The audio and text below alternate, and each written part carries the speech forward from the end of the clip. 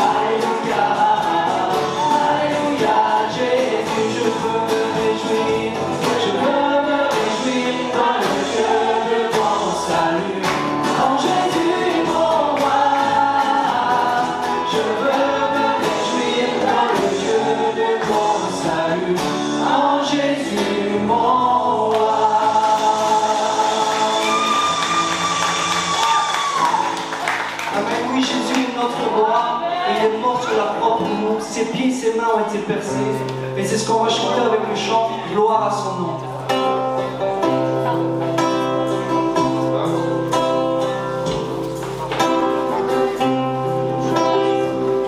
Quand je songe à l'infâme croix où Jésus fut martyr pour moi, je vois ses mains, ses pieds percés.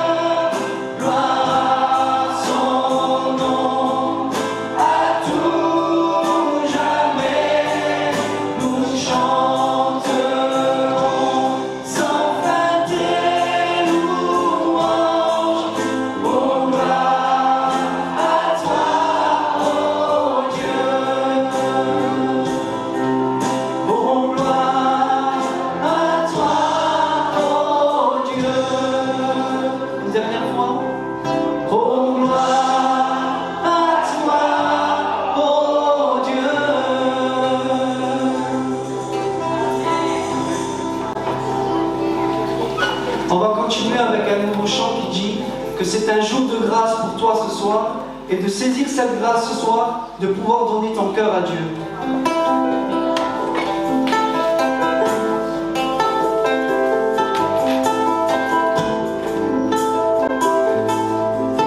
Mon frère, tu ne sais pas ce qu'un jour peut t'enfanter. Aujourd'hui tu es là, demain tu n'es plus là. La Bible nous enseigne, heureux l'homme à qui le péché pardonné, car celui qui avoue est éternel, il obtient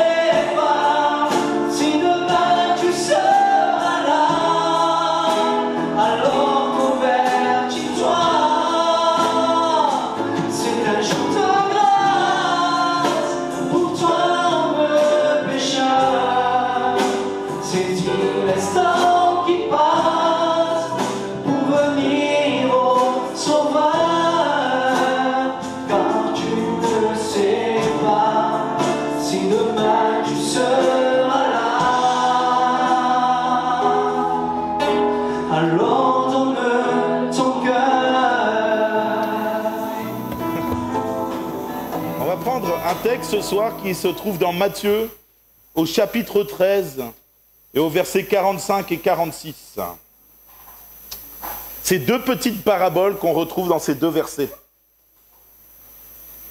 Donc Matthieu chapitre 13, versets 45 et 46. Ce texte nous dit « Le royaume des cieux est encore semblable à un trésor caché dans un champ. L'homme qui l'a trouvé le cache, et dans sa joie, il va vendre tout ce qu'il a, et il achète ce champ. Le royaume des cieux est encore semblable à un marchand qui cherche de belles perles. Il a trouvé une perle de grand prix, et il est allé vendre tout ce qu'il avait, et il a acheté. Amen. Chercher des trésors. Je me rappelle quand j'étais jeune, enfin je suis toujours jeune, mais quand j'étais un peu plus jeune, que j'aimais regarder les beaux films d'action et tous les trucs comme ça, il y avait un truc que j'aimais bien, c'était les Indiana Jones. Est-ce que ça dit quelque chose à quelqu'un, ça? Ah, Harrison Ford, avec l'accent, c'est ça. Harrison Ford, tu vois, il avait son fouet, il y avait de l'action et tout. Et j'aimais bien, il cherchait des trésors. Son but, c'était d'aller chercher des trésors que personne ne pouvait avoir. C'était presque des légendes, des mythes. Et il tombait toujours sur des choses improbables. Mais moi, je trouvais génial. Et j'ai toujours voulu être un chercheur de trésors. Bon, la vie en a fait autrement. Mais qui n'a jamais rêvé de trouver un trésor? Levez la main, je veux le coupable. Ah, il y en a au moins un. Que Dieu te bénisse, mon frère. Il est plus raisonnable que nous. Mais si je te dis que Jésus, il parle d'un trésor bien plus précieux que n'importe quel trésor sur terre, un trésor qui ne rouille pas, un trésor éternel, un trésor que personne ne peut dérober, et surtout un trésor qui transforme ta vie, qui change ton cœur, qui change profondément qui tu es. Quand on lit ces deux petites histoires, on voit que ces deux personnes ont des points communs. En tout cas, il y a deux choses qui ressortent. C'est que les deux ont cherché. Ils ont cherché, ils ont fouillé. Et la deuxième chose, c'est qu'ils ont donné, ils ont vendu tout ce qu'ils avaient pour acquérir ce trésor. Ils ne se sont pas dit, bon, on va garder un peu et je vais donner une grosse partie. Ils se sont débarrassés de tout ce qu'ils avaient, tellement ce qu'ils avaient trouvé valait plus que tout l'or du monde, plus que tout ce qu'ils avaient. Vous savez, je pense que dans la vie, et je le dis souvent, mais on cherche tous un trésor. Tous. On court tous derrière le bonheur. La différence, c'est que certains ont peut-être déjà trouvé ce trésor. Enfin, j'en suis certain que beaucoup d'entre vous ont trouvé ce fameux trésor, le bonheur parfait. Certains vont me dire, mais non, moi je ne cherche pas le bonheur. Moi, je cherche l'amour. D'autres me diront, moi, je ne cherche pas à être heureux. Je cherche à m'enrichir. Je cherche à avoir une famille. Je cherche à vivre en paix. Mais au final, quand on regarde tous ces points-là, ils convergent tous vers le bonheur. Parce qu'en fait, si tu cherches une famille, c'est parce que tu penses que tu vas être heureux avec ta famille. Si tu cherches à t'enrichir, c'est parce que souvent tu penses que le bonheur va t'aider à être heureux, la richesse va t'aider à être heureux. L'amour, le couple, tu penses que tu seras plus heureux en étant en couple. Et oui, certaines de ces choses nous rendent peut-être plus heureux, mais ils ne nous donnent pas le véritable bonheur.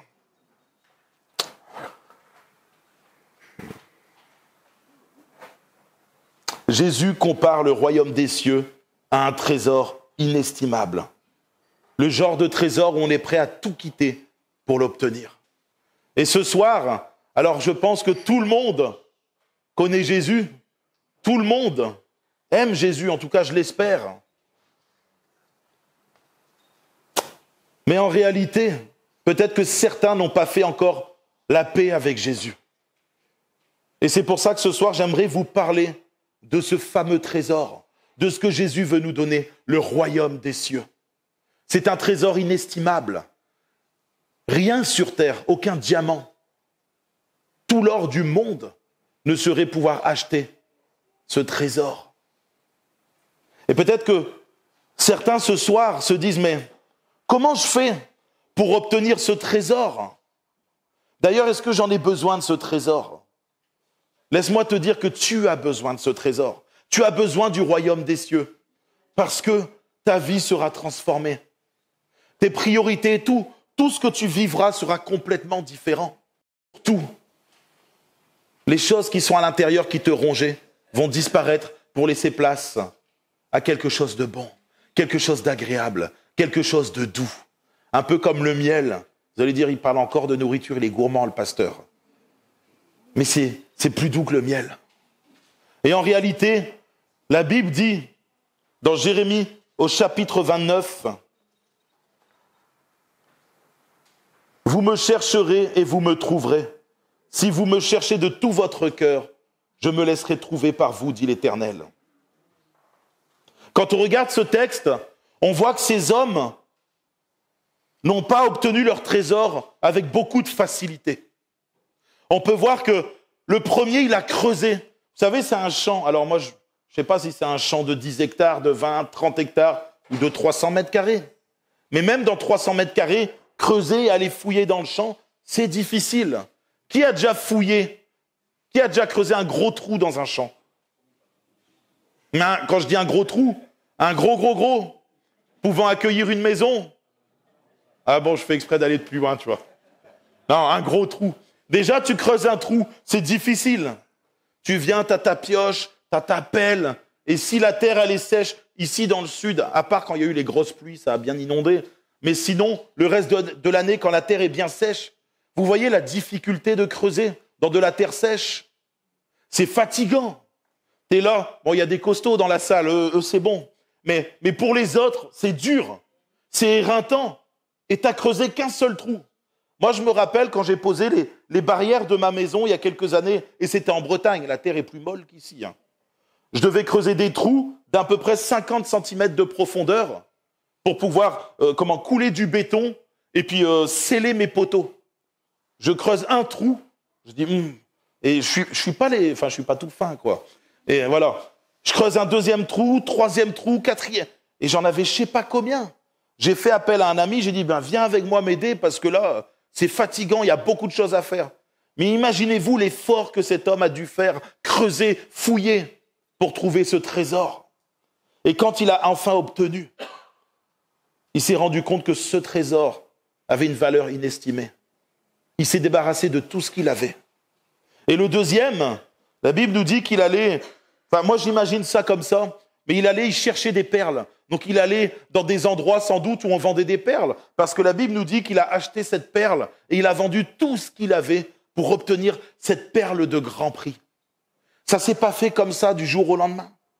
Dans l'histoire, j'imagine qu'ils ont cherché jusqu'à trouver ce qui était pour eux, on va dire, la finalité d'une vie. Ils avaient mis tous leurs efforts et ils ont fini par mettre tout leur argent pour obtenir ça. Et Jésus nous dit que le royaume des cieux, c'est de la même façon. On doit chercher, mais pas chercher, vous savez, comme parfois on cherche quelque chose rapidement et puis on le délaisse. Si vous me cherchez de tout votre cœur, je me laisserai trouver. Ça veut dire que ta recherche ne doit pas être une recherche secondaire, à me dire, bon, le samedi soir de 7h à 7h15, j'ai rien à faire. Je vais lancer une petite prière et voir si tu existes, Dieu. La recherche doit être, passionnée. Seigneur, si tu existes. Seigneur, si tu vis. Parle-moi, réponds-moi. Dieu doit devenir ta priorité.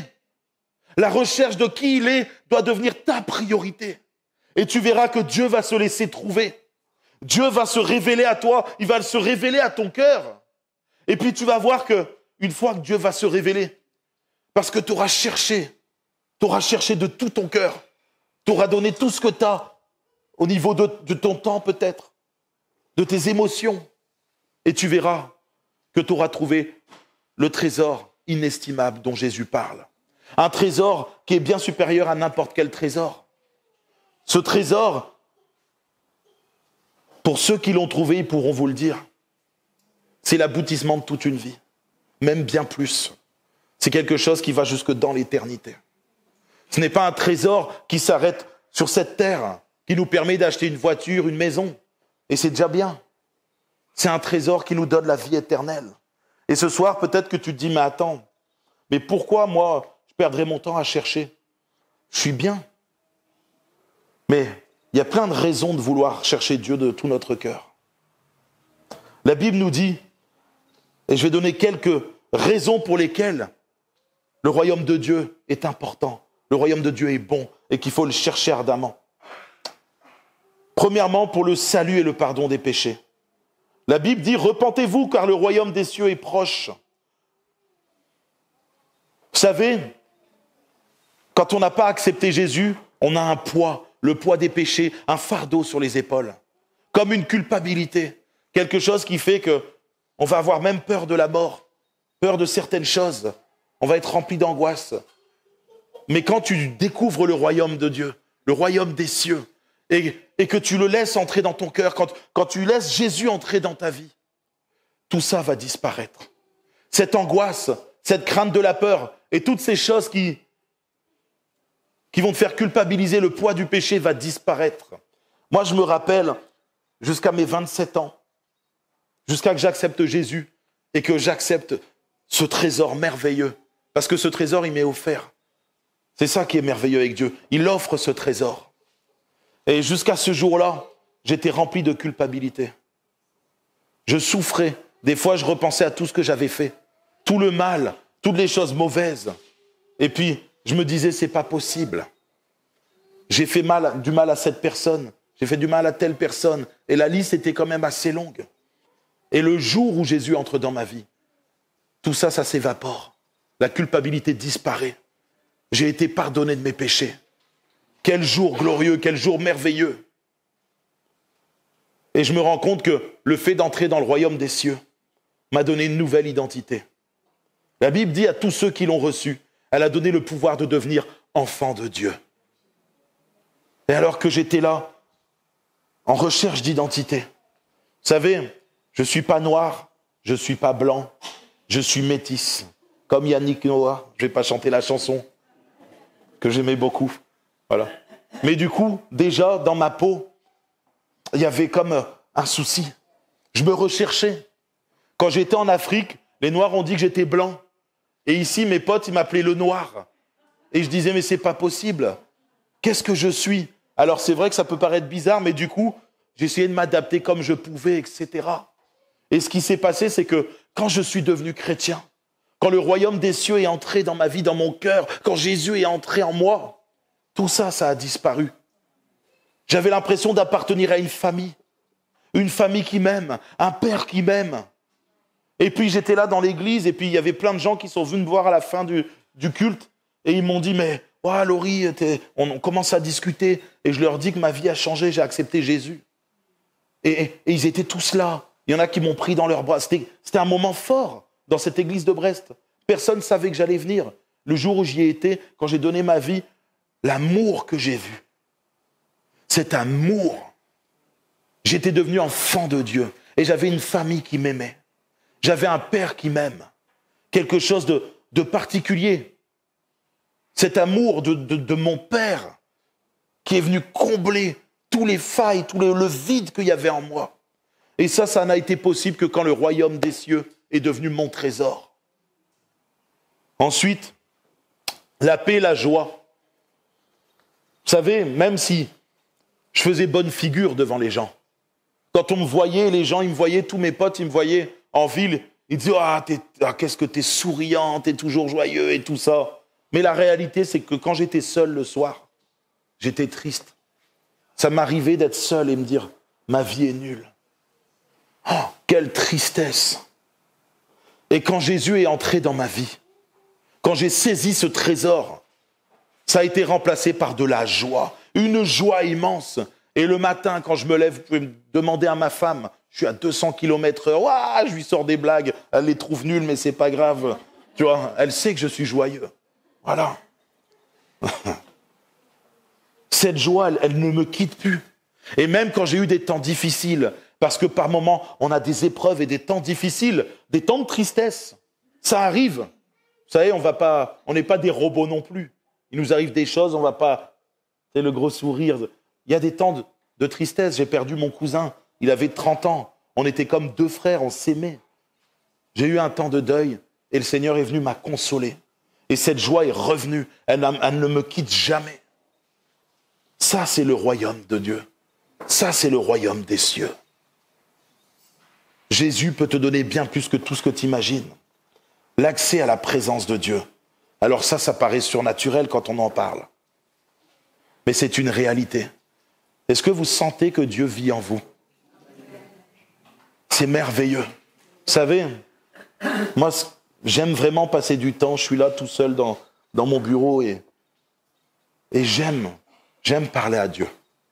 Je lui dis tout ce qui me passe par la tête. Comme ça m'arrive aussi lors des prédications. Vous savez que j'ai pas de filtre. Des fois, je pense à un truc, je vais le sortir. Mais avec Dieu, je suis pareil. C'est un père. On peut parler à notre père. Enfin, je sais pas si vous avez eu un père ou vous avez un père. Et est-ce que vous avez eu une bonne relation avec lui? En tout cas, je peux vous dire que la relation avec Dieu, le Père, c'est une relation parfaite. C'est quelque chose d'extraordinaire. Vous pouvez lui parler de vos problèmes. Vous pouvez répandre votre cœur. Aussi vos joies, vos doutes, vos craintes. Vous pouvez tout exprimer à ce Père merveilleux.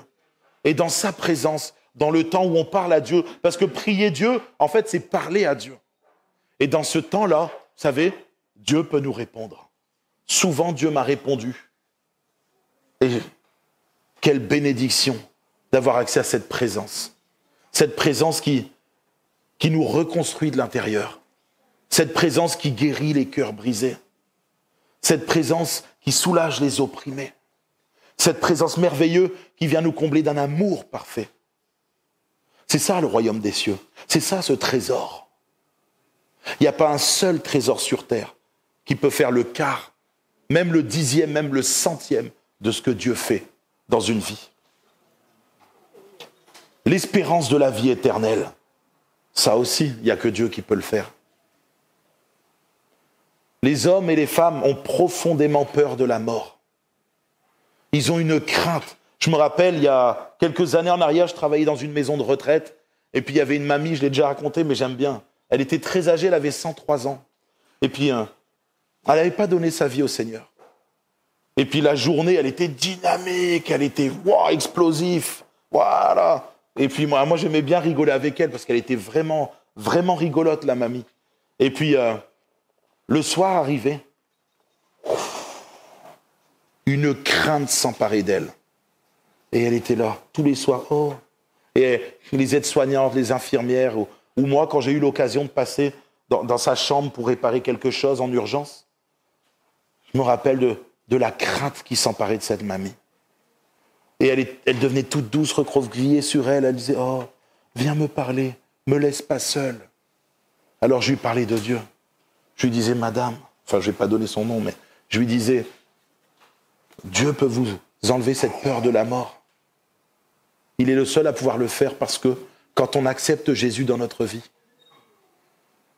nous vivons pour l'éternité avec lui. La mort physique n'est qu'une étape. Ce n'est plus quelque chose qui va nous faire peur et qui va nous angoisser, parce qu'on sait que ce n'est qu'une étape pour une vie meilleure encore. Une vie qui dure jusque dans l'éternité. Et ça, il n'y a que Dieu qui peut ôter la mort de ton cœur. Tu peux faire tout ce que tu veux. Tu peux gagner le plus d'argent, être l'homme le plus riche du monde. Tu peux avoir une santé en béton, faire attention à ce que tu manges. Tu auras quand même peur de la mort si Jésus n'est pas dans ta vie.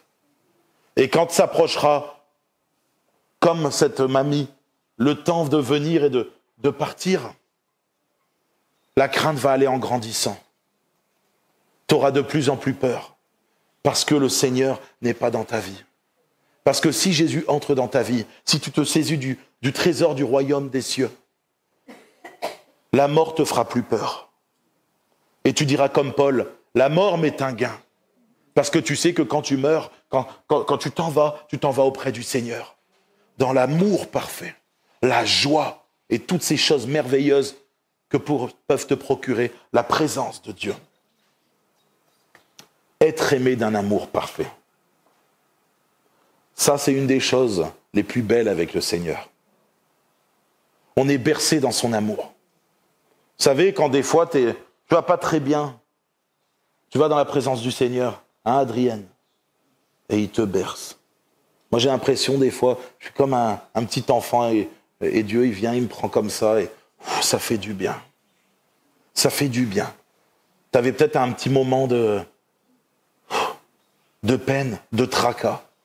Tu vas dans la présence de Dieu, et c'est son amour. Il vient, il t'immerge de son amour. Et cet amour-là, qu'est-ce que c'est bon. S'il y a des personnes dans cette salle qui ne vivent pas dans la présence de Dieu, qui n'arrivent pas à aller dans la présence de Dieu, qui n'arrivent pas à ressentir l'amour de Dieu, ce soir, il est temps que tu ouvres ton cœur totalement. Parce que moi, je ne pourrai plus jamais vivre sans cet amour. Je ne pourrai plus jamais vivre sans la présence de Dieu. Je ne pourrai plus jamais retourner à ma vie d'avant. Mais pour ça, il y a un sacrifice.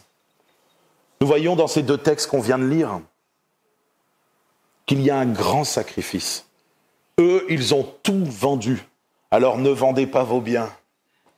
Le royaume des cieux ne s'achète pas. C'est une image, c'est ce qu'on appelle une parabole. C'est juste pour nous parler, pour qu'on puisse comprendre ce que Jésus est en train de nous dire. Mais il y a quand même un sacrifice. Tu dois renoncer à ta vie.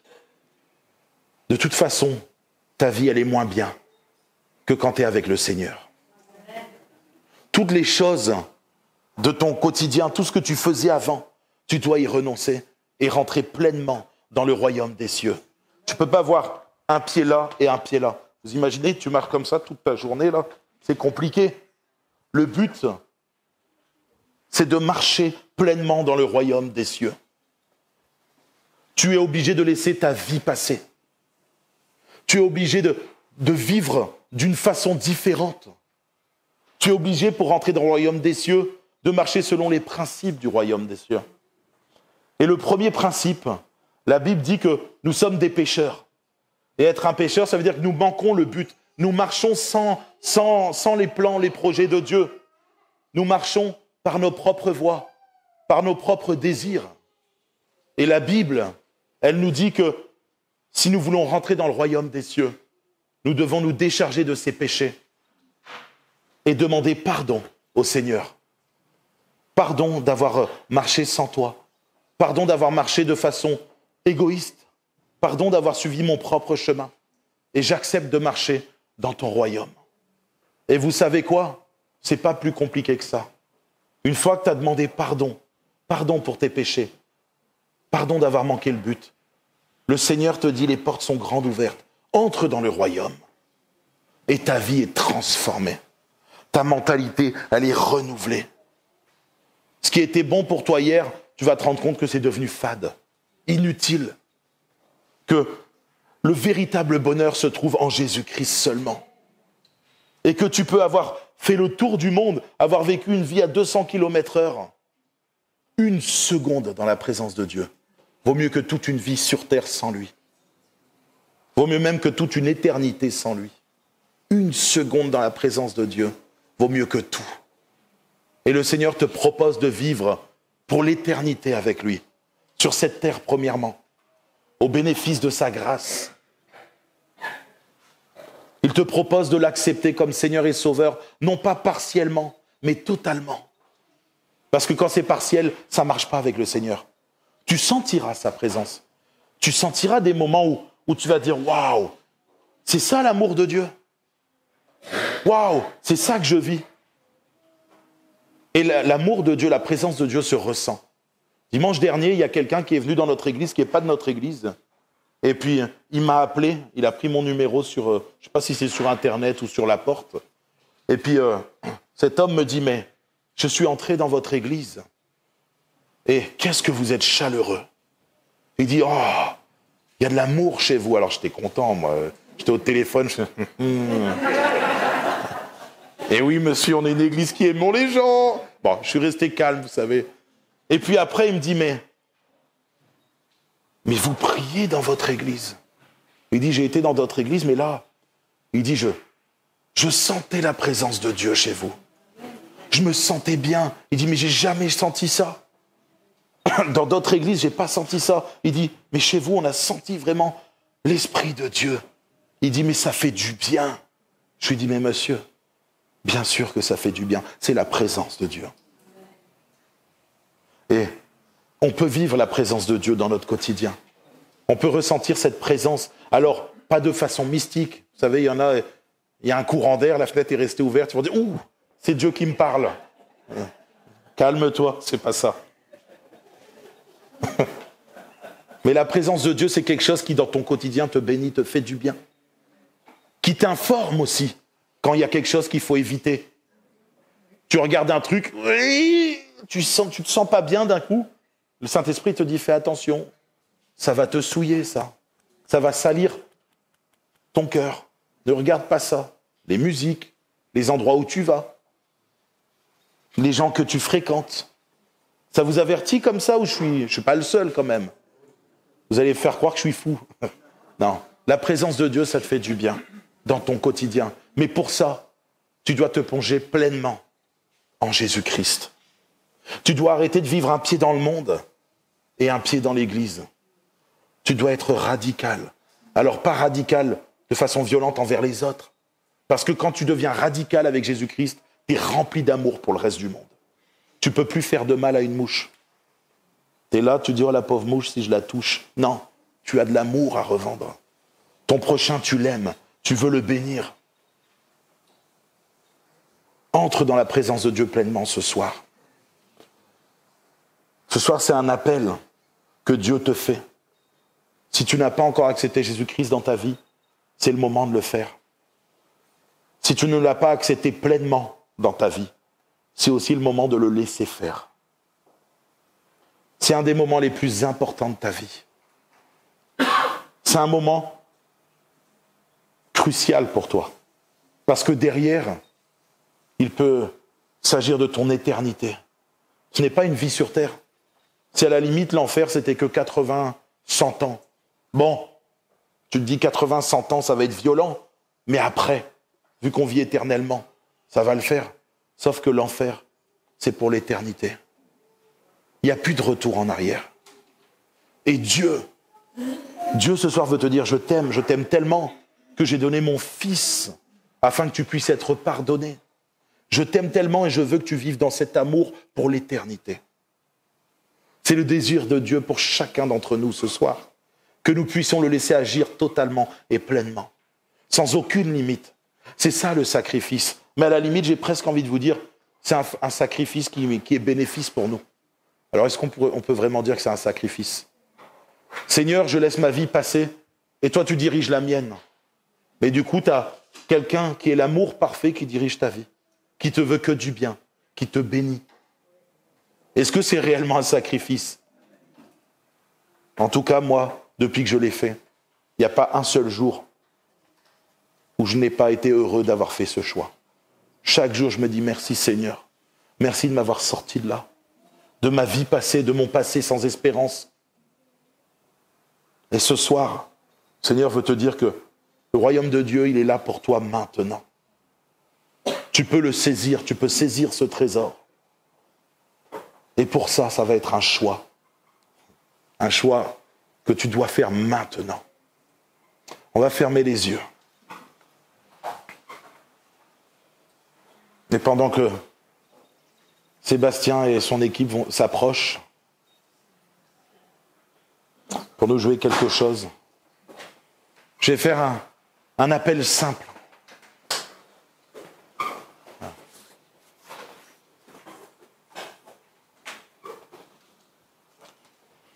Si ce soir,